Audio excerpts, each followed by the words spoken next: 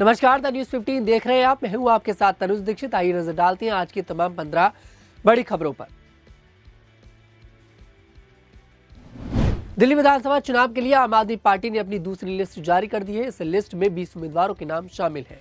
दूसरी लिस्ट में दिल्ली के पूर्व उप मुख्यमंत्री और वरिष्ठ आप नेता मनीष सिसोदिया की विधानसभा सीट बदली गई है। इस बार पटपड़गंज विधानसभा सीट से कोचिंग के कारोबार से जुड़े प्रसिद्ध शिक्षक अवध ओझा को टिकट मिला है। वहीं मनीष सिसोदिया जंगपुरा विधानसभा सीट से चुनाव लड़ेंगे। सिसोदिया पटपड़गंज से 3 बार विधायक रह चुके हैं। मुस्तफाबाद सीट से इस बार आदिल खान को टिकट दिया गया है। आदिल एक न्यूज एजेंसी में पत्रकार रह चुके हैं। पत्रकारिता छोड़कर आम आदमी पार्टी में आए थे। आम आदमी पार्टी के प्रदेश प्रमुख गोपाल राय के बहुत करीबी हैं। इस वक्त आदिल आम आदमी पार्टी के प्रवक्ता भी हैं। वह आजादपुर मंडी के चेयरमैन भी रह चुके हैं। मुंबई की कोलाबा विधानसभा सीट से विधायक राहुल नार्वेकर सोमवार को निर्विरोध स्पीकर चुने गए हैं, क्योंकि किसी और उम्मीदवार ने नामांकन दाखिल नहीं किया। वहीं आज उद्धव ठाकरे की शिवसेना ने कार्यवाही का बहिष्कार किया। राहुल नार्वेकर ने रविवार को मुख्यमंत्री देवेंद्र फडणवीस, उप मुख्यमंत्री एकनाथ शिंदे और अजित पवार व बीजेपी के राज्य प्रमुख चंद्रशेखर बावनकुले और अन्य नेताओं की मौजूदगी में राज्य विधानसभा में अध्यक्ष पद के लिए अपना नामांकन दाखिल किया था। वह लगातार दूसरी बार स्पीकर बने हैं। बीजेपी विधायक राहुल नार्वेकर ने कहा, मैं प्रधानमंत्री नरेंद्र मोदी, केंद्रीय गृह मंत्री अमित शाह, मुख्यमंत्री देवेंद्र फडणवीस को एक बार फिर मुझे विधानसभा स्पीकर बनाने का अवसर देने के लिए धन्यवाद देता हूं। विदेश सचिव विक्रम मिस्री सोमवार को एक दिवसीय यात्रा पर बांग्लादेश पहुंचे हैं। अगस्त में प्रधानमंत्री शेख हसीना की सरकार के अपस्थ्य होने के बाद भारत की ओर से यह पहला उच्च स्तरीय दौरा है। मिस्री की यह यात्रा हसीना की सत्ता से हटने के बाद बांग्लादेश में हिंदुओं सहित अल्पसंख्यकों पर हमलों को लेकर नई दिल्ली और ढाका के बीच संबंधों में बढ़ते तनाव के बीच हो रही है। मिस्री अपने बांग्लादेशी समक्ष मोहम्मद जसूमुद्दीन के साथ व्यापक वार्ता कर सकते हैं। उनका बांग्लादेश के कार्यवाहक विदेश मंत्री मोहम्मद तौहीद हुसैन से भी मुलाकात करने का कार्यक्रम है। माना जा रहा है कि वह हिंदुओं पर हमलों को लेकर भारत की चिंताओं को ढाका के समक्ष उठाएंगे। हरियाणा पंजाब के बीच शंभू बॉर्डर और पंजाब के दूसरे हाईवे खोलने की मांग वाली याचिका पर सुनवाई से सुप्रीम कोर्ट ने इनकार कर दिया है। जस्टिस सूर्यकांत की अध्यक्षता वाली बेंच ने कहा कि इस मामले पर पहले से एक याचिका लंबित है। नई याचिका पर अलग से सुनवाई नहीं होगी। याचिकाकर्ता चाहे तो लंबित मामले में आवेदन दाखिल कर सकता है। पंजाब जलंधर के रहने वाले याचिकाकर्ता गौरव लूथरा ने कहा था कि किसानों के आंदोलन के चलते शंभू बॉर्डर लंबे समय से बंद है। अब किसान यूनियनों ने पंजाब के दूसरे हाईवे भी बंद कर दिए हैं। यह न सिर्फ गैर कानूनी है, बल्कि दूसरे नागरिकों के मौलिक अधिकारों का हनन है। गुजरात के जूनागढ़ में एक बड़ा हादसा हो गया है। जूनागढ़ के केशोद में एक भीषण सड़क हादसे में 7 लोगों की मौत हो गई है। इस दुर्घटना में जान गंवाने वालों में 5 स्टूडेंट्स भी शामिल हैं। केशोद के भुंडूरिया गांव के पास 2 कारों के बीच टक्कर हो गई, जिसमें कार सवार 7 लोगों की मौत हो गई। हादसा होते चीख पुकार मच गई। आसपास के लोग तुरंत मौके पर पहुंचे और बचाव कार्य में जुट गए। लोगों ने तत्काल इसकी सूचना पुलिस को दी। सूचना पाकर पुलिस मौके पर पहुंची। प्रधानमंत्री नरेंद्र मोदी की हत्या की धमकी देने वाले आरोपी को मुंबई पुलिस ने गिरफ्तार कर लिया है। मुंबई की वर्ली पुलिस ने राजस्थान के अजमेर से आरोपी को पकड़ा है। पूछताछ में पता चला कि आरोपी ने शराब के नशे में धुत होकर ट्रैफिक कंट्रोल को मैसेज भेजा था। प्रधानमंत्री नरेंद्र मोदी को जान से मारने की धमकी देने वाले आरोपी की उम्र 36 साल बताई जा रही है, जिसने अपना नाम मोहम्मद वैग मिर्जी बताया है। वह अजमेर की एक कंपनी में टर्नर का काम करता है। बंगाल ने सैयद मुश्ताक अली ट्रॉफी 2024 के पहले प्री क्वार्टर फाइनल में चंडीगढ़ को हरा दिया है। बेंगलोर में खेले गए मुकाबले में बंगाल ने 3 रनों से जीत दर्ज की। यह मुकाबला काफी रोमांचक रहा। बंगाल के लिए आखिरी ओवर सायन घोष ने किया। उनका यह ओवर गेम चेंजर साबित हुआ। बंगाल के लिए मोहम्मद शमी ने भी शानदार प्रदर्शन किया। उन्होंने बैटिंग के बाद बॉलिंग में भी दम दिखाया। साउथ सुपरस्टार अल्लू अर्जुन और रश्मिका मंदाना की फिल्म पुष्पा 2 थिएटर्स में धमाल मचा रही है। फिल्म ने रिलीज के महज 4 दिन में दुनिया भर में 800 करोड़ का आंकड़ा पार कर लिया है। इस बीच खबर आ रही है कि मूवी के मेकर्स के लिए नई परेशानी खड़ी हो गई है। एक राजपूत नेता राज शेखावत ने पुष्पा 2 के निर्माताओं को धमकी दे डाली है।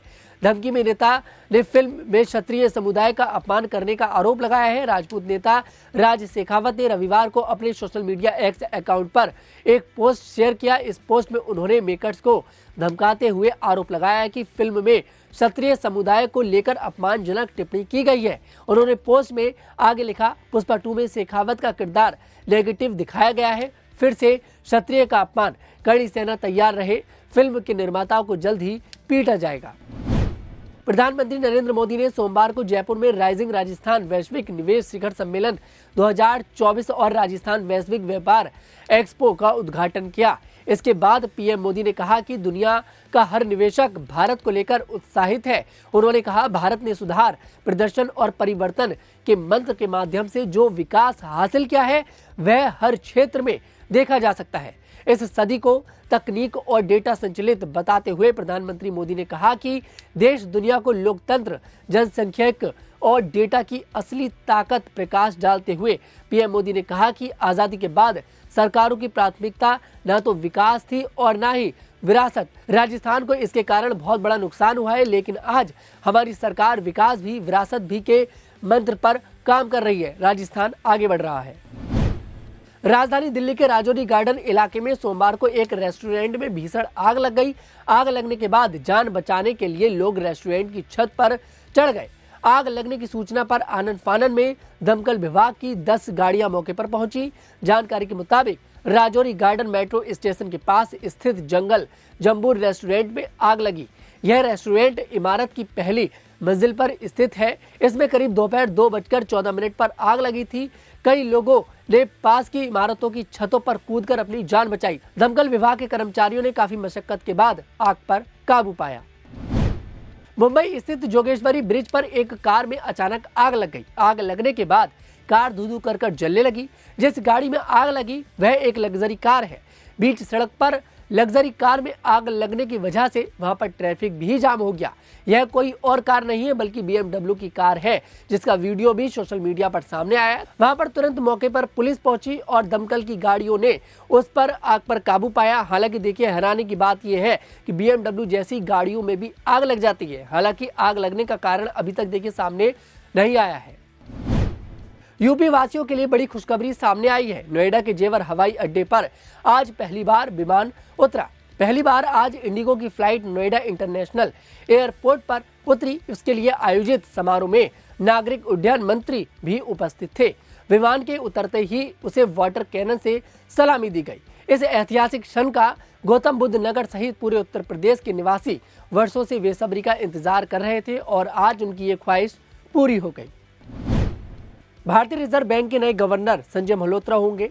आज कैबिनेट ने उन्हें मंजूरी दे दी है। 11 दिसंबर को वो अपना पदभार संभालेंगे, इसकी शपथ लेंगे। उसके साथ ही आपको बता दें कि 1990 के दशक के वो IAS अधिकारी रहे हैं। उनकी पढ़ाई IIT कानपुर से भी हुई है। उन्होंने IIT कानपुर से इंजीनियरिंग की पढ़ाई करी है। उसके बाद उन्होंने अमेरिका से पोस्ट ग्रेजुएशन करा। ऐसे में आज कैबिनेट ने उनके लिए मंजूरी दे दी है। अब RBI के नए गवर्नर संजय मल्होत्रा होंगे। ऐसे में 11 दिसंबर को वो अपना पदभार संभालेंगे और इसकी शपथ लेते नजर आएंगे।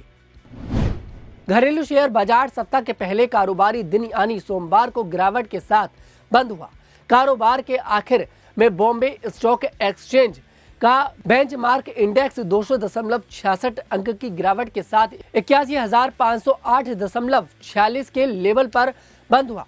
इसी तरह नेशनल स्टॉक एक्सचेंज का निफ्टी भी 58.8 अंक लुढ़ककर 44,619.00 के लेवल पर कारोबार कर बंद हुआ। निफ्टी मिड कैप 100 आज 0.51% बढ़कर 59,002 पर पहुंच गया, जो लगातार 17वें सत्र में बढ़त का संकेत है। इसी तरह निफ्टी स्मॉल कैप 100 ने 12वें सत्र के लिए अपनी तेजी जारी रखी, जो 0.19% बढ़कर 19,528 पर पहुंच गया।